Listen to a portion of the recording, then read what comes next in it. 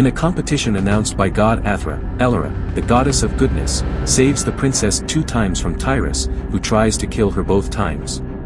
Elora uses a magic mirror to see who Tyrus's enemy is. The mirror reveals that Tyrus's wife is his enemy. Elora asks why, and time rewinds, showing that Nicole is in love with Louis. Tyrus secretly kills Nicole and marries Louise. Tyrus then takes Louis to a secret place and shows her the bloodline scepter and crown. Louise plans to steal the crown and scepter to stop Tyrus from becoming king.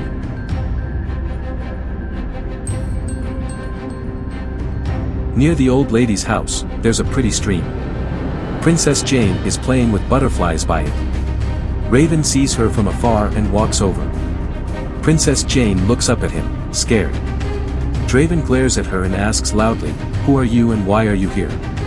Jane, feeling his seriousness, answers in a slightly scared voice, "I'm an orphan. I got lost and ended up here." Draven, with a stern look, doesn't believe her. He accuses, "You're not telling the truth. You ran away. Lots of people came searching for you, but they were met with fire.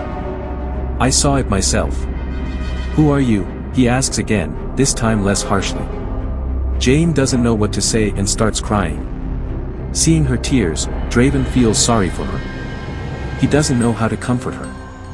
He says gently, "Listen, until now, my mother raised me believing I was the only one in the world. But suddenly, you appeared, with hundreds of soldiers behind you. I'm confused. That's why I asked." Jane looked up at him and started crying again. Realizing she wouldn't stop, Draven said, "Okay, I'm coming. Please stop crying," and left. Jane made sure he was gone. She stopped crying and wiped her eyes. Elora stood in front of her.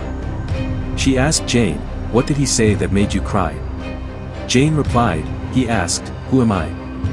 Who did you escape from?' I didn't say anything. It's scary to see him." "Don't be afraid, he's good," said Elora. "I came to check on you. I'll come back and visit you." Then she flew away. Tyrus paced in the council chamber of the palace, deep in thought. The ministers and the general stood watching him, wondering what he would say. "Is the riot under control?" Tyrus asked.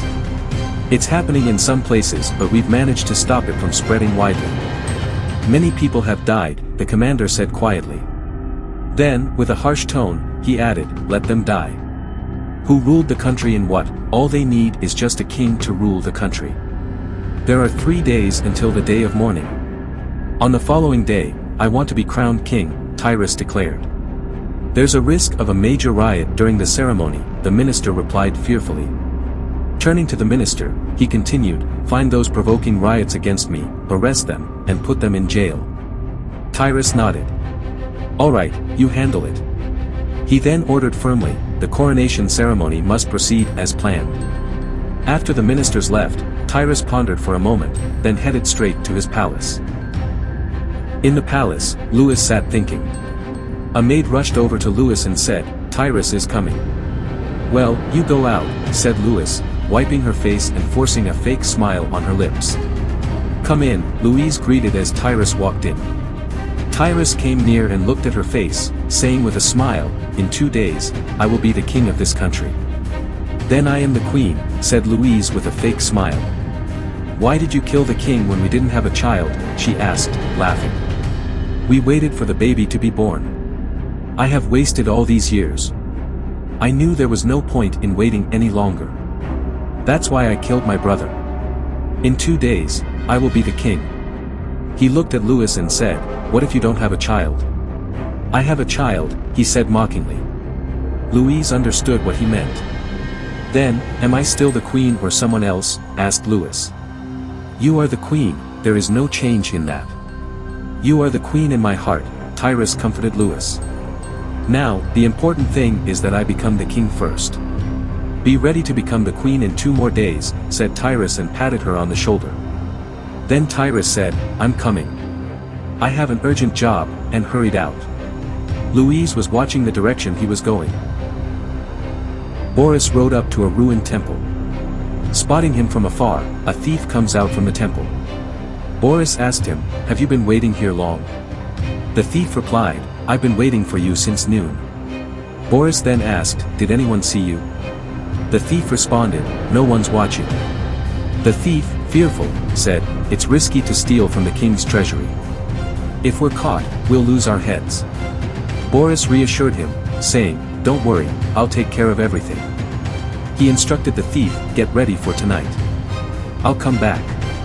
Let's rob and leave this country. Boris then said, I'll come back at night, and walked toward his horse.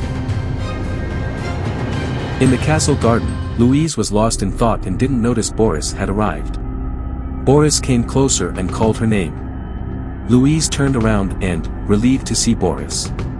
Are all the plans ready? Asked Louise. I've prepared everything for the theft. But you need to tell me the final plan, said Boris. Have you found the tunnel from outside the palace to the treasure room? Asked Louise. I've found it. But the secret to opening the entrance hasn't been revealed yet, said Boris. Alright, listen carefully, started Louise. Boris listened carefully to what Louise said and nodded when she finished. I understand, but where should we hide the crown? You haven't mentioned it yet, asked Boris. Not in this country, replied Louise. Prepare a boat. Take everything and sail to Cobra Island. And hide it in a cave there. We can retrieve it when the time comes, said Louise. Why did you choose Cobra Island? Asked Boris. It's nearby, only 3 hours to reach, replied Louise. Boris, I need to tell you something. I had a dream, like Princess Jane, where some powers guided her. I'm feeling something similar. Boris looked Louis up and down. Are you going into this on a dream? He asked in disbelief. We don't have a choice now. We have to believe in something, it's wise to follow it. Take the crown and hide it in a cave on Cobra Island, Louise commanded. She handed Boris a bag of gold coins. Keep this. Beware of the thief, she warned. Now, go. Following Louise's instructions, Boris left the palace and went straight to the horse dealer. He negotiated a price for a horse, gave the dealer a gold coin, and said, leave the horse here. I'll come back for it in the evening. Then, Boris rode his horse to the beach. Once there, he went to a boat shop and bought a boat. The sun started to set. The night began to fall little by little.